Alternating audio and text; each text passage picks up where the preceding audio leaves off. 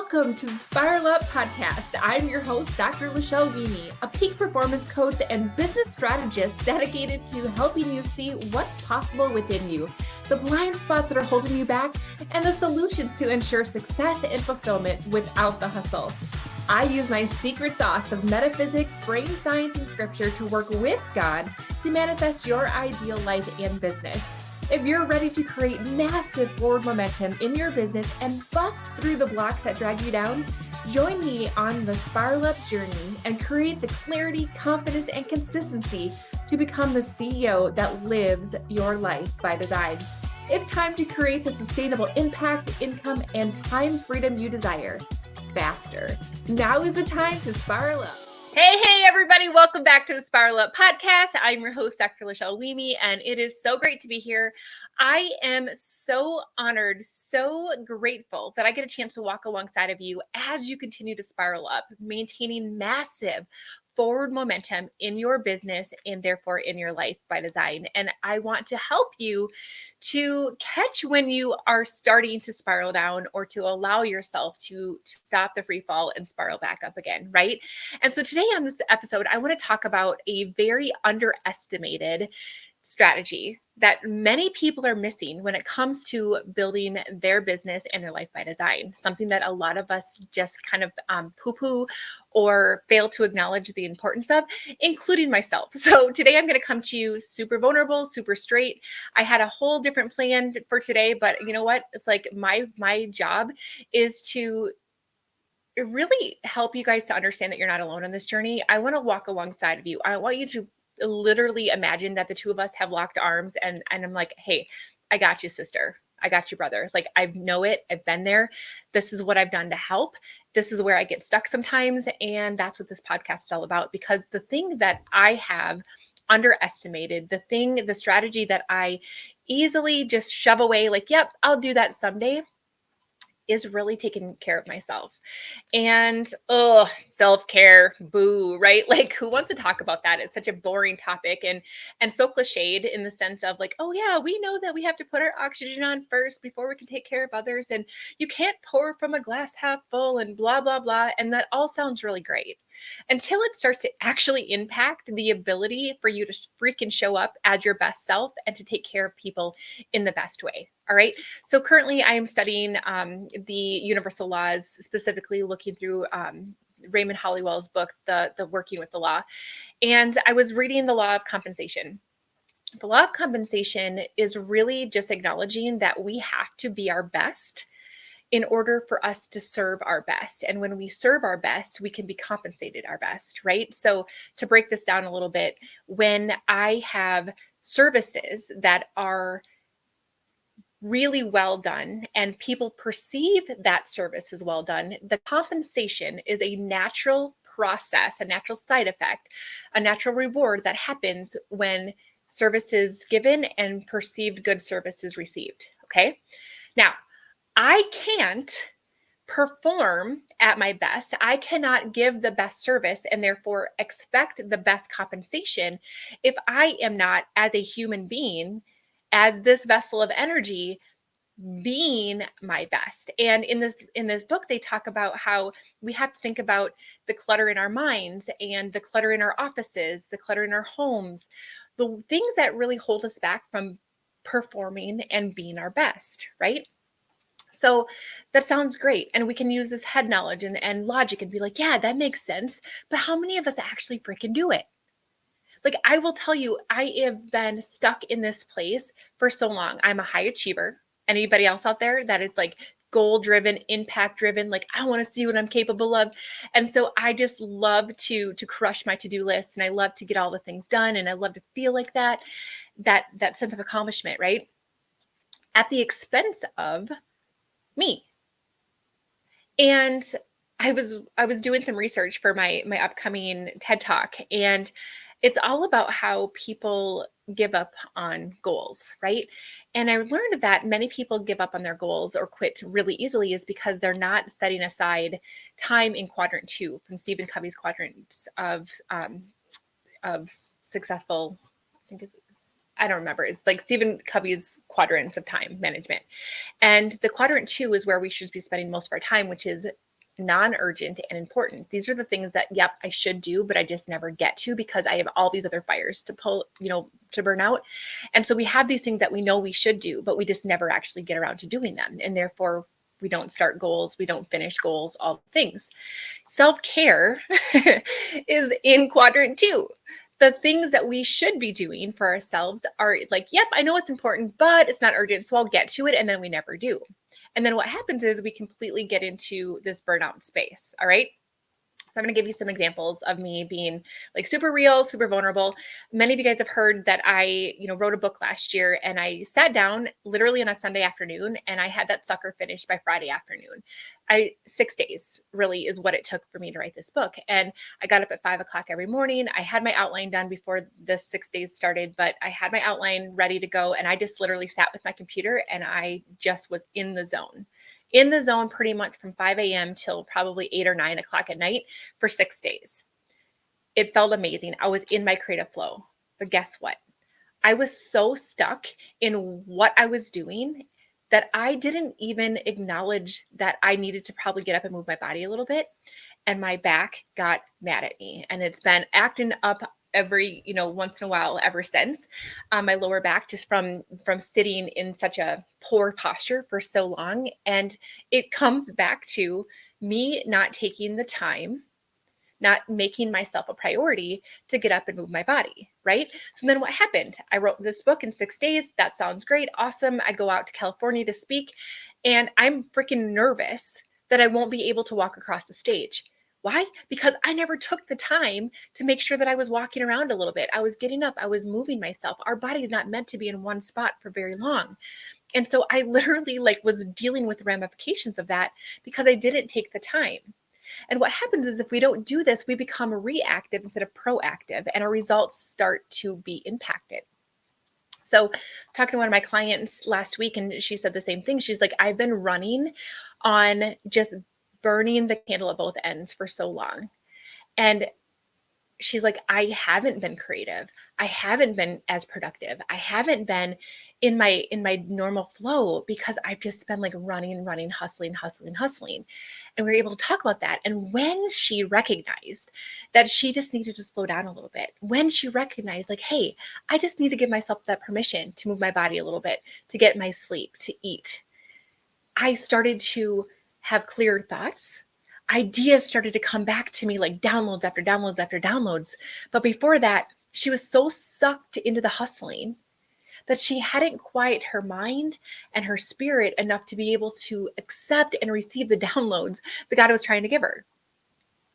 And I'm like, I can totally relate to that. Because here I was, all coaches should have coaches, by the way. So if you have a coach or you're thinking about having a coach that doesn't have one, that's a red flag. Okay. So I am working with 2 right now. Well, 3 actually, for different things. One of them is more for health and nutrition. One of them is universal laws. And the other one is for systems and procedures and stuff like that. So I have different reasons, but they all help fill my bucket in different ways.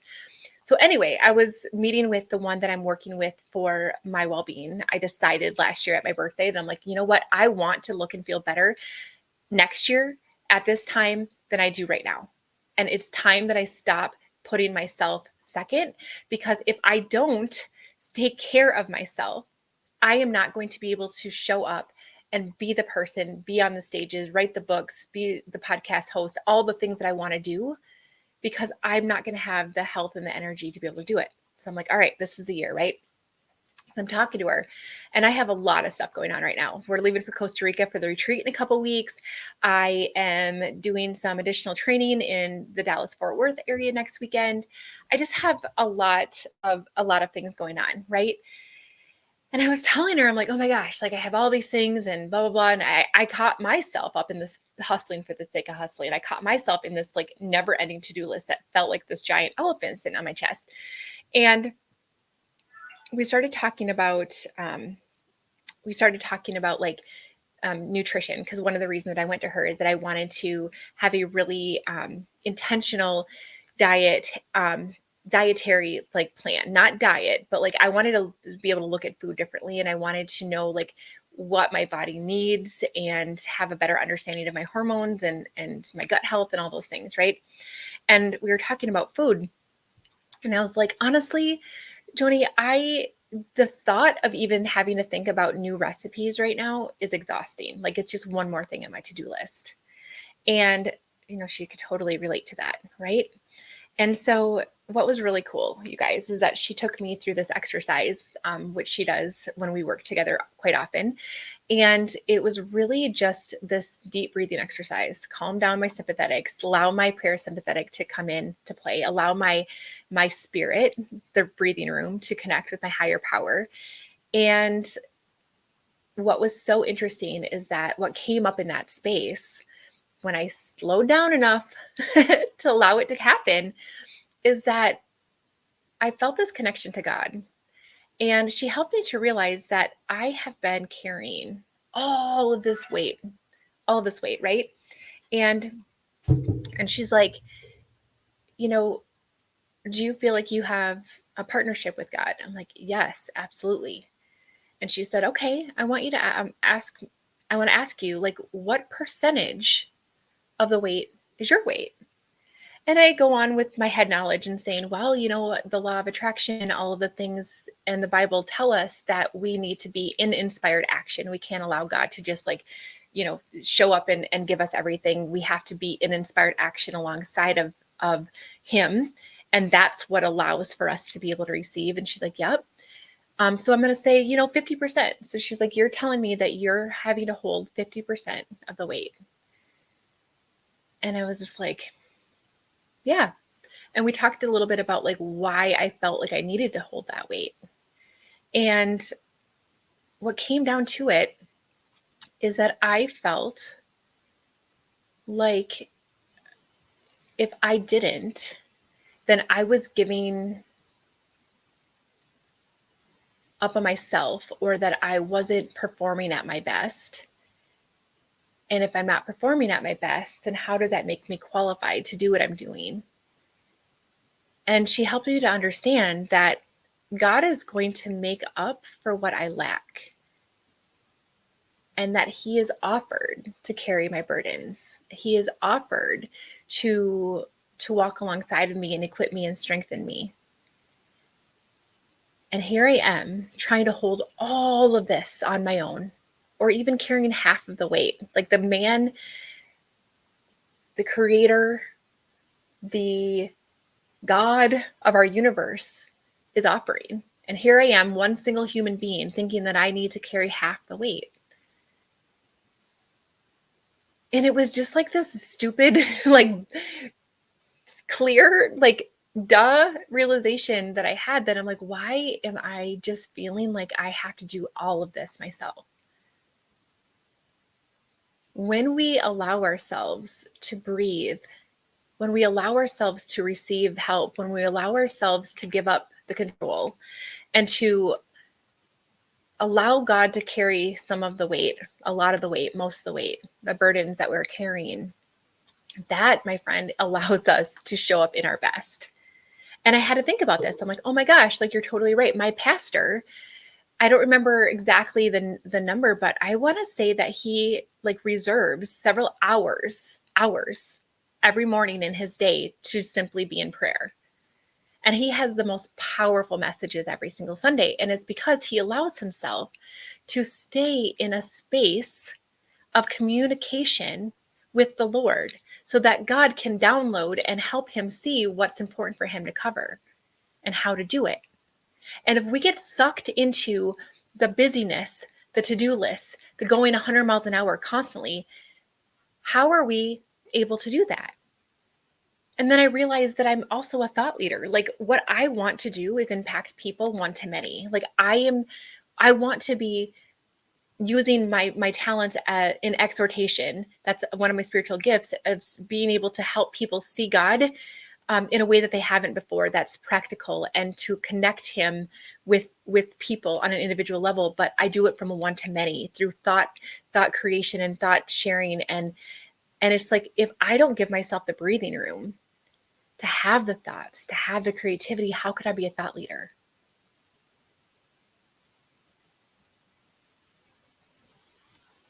What does this have to do with anything? What I'm saying is that if you don't freaking choose to slow down, if you don't make a conscious choice to allow yourself the space to take care of your body, to eat the right foods, to make a decision that it is a priority enough for me to make sure that I'm fueling my body with what I need, to give myself permission to slow down enough to do my Oculus, supernatural trainings, exercises in the morning because it feels great.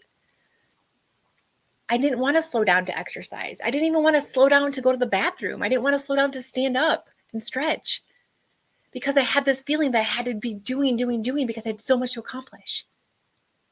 God is going to help me to accomplish everything that I'm meant to accomplish in this lifetime, and I have to trust that.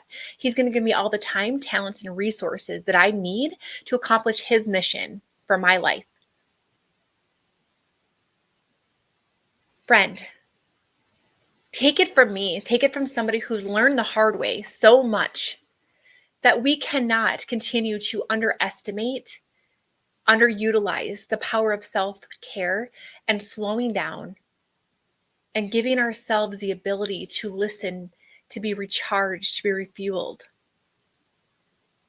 We think that we have to be in doing in order to do all the things that we're meant to do.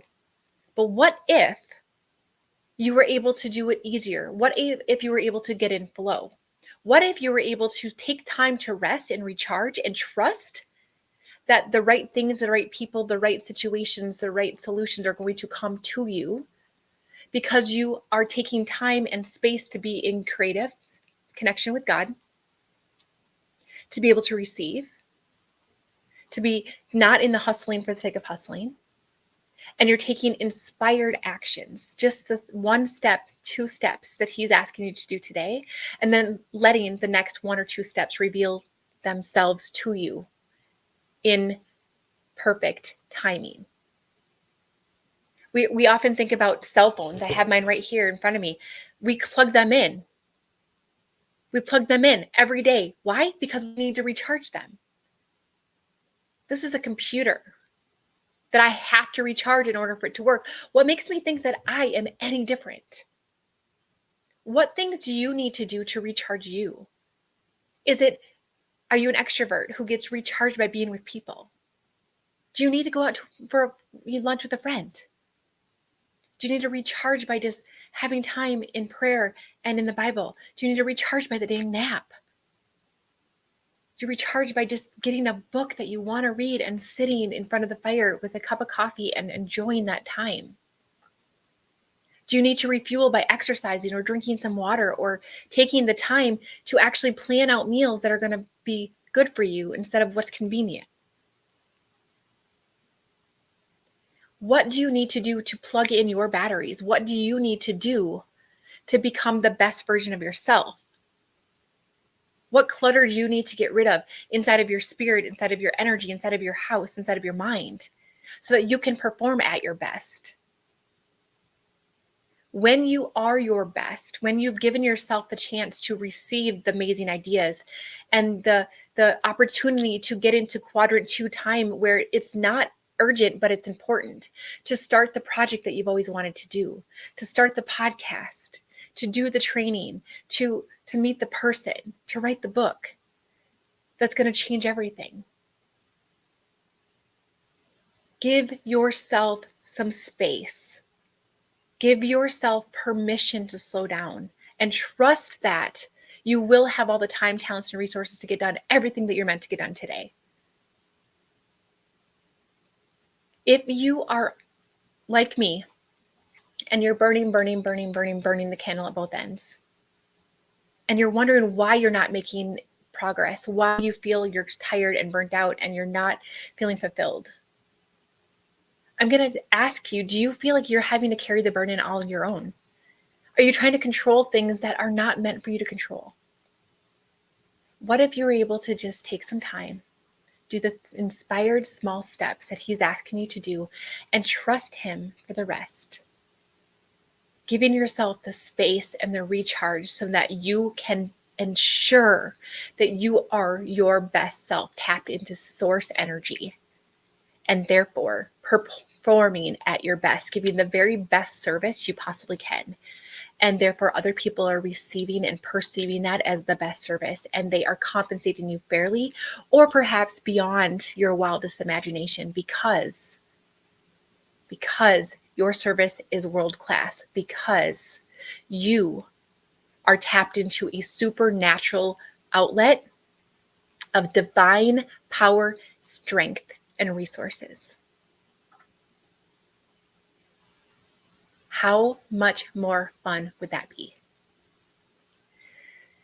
One of the things that I've also recognized is that when I am in this place of hustle and burnout and just defeated for my to-do list and overwhelmed with my schedule, I am stuck in the lower vibrations of the emotional vibrational scale.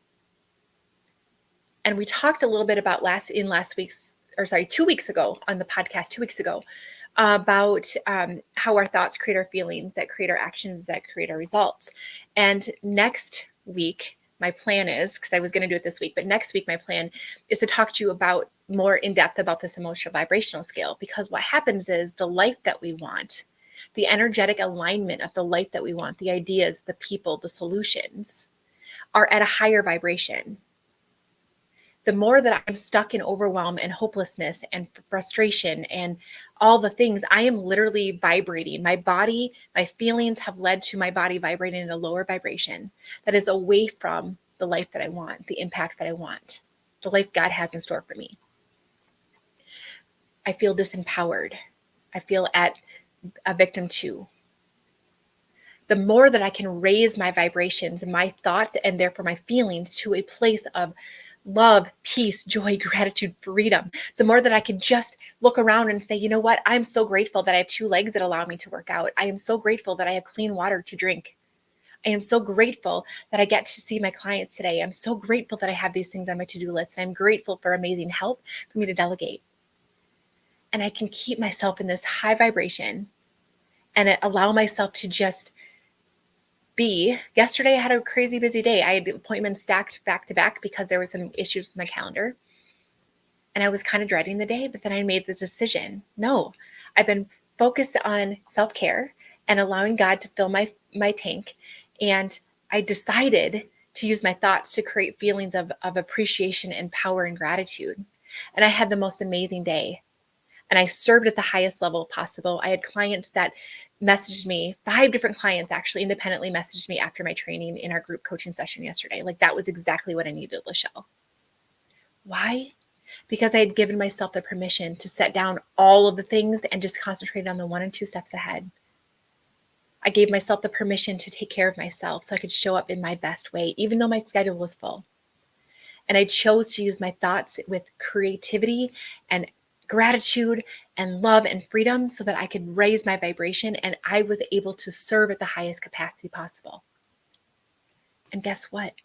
That perceived value is going to be compensated in rewards monetarily and fulfillment and all the other things that are going to come to me. So as we wrap up this conversation, I just want to encourage you to stop holding yourself back by running yourself ragged. I'm going to encourage you to stop rolling your eyes when somebody mentions self-care and putting on your own oxygen mask first. And I want you to recognize that this is a freaking business strategy that you are likely underestimating and underutilizing that is going to shift you into a supernatural level of success that you cannot do on your own.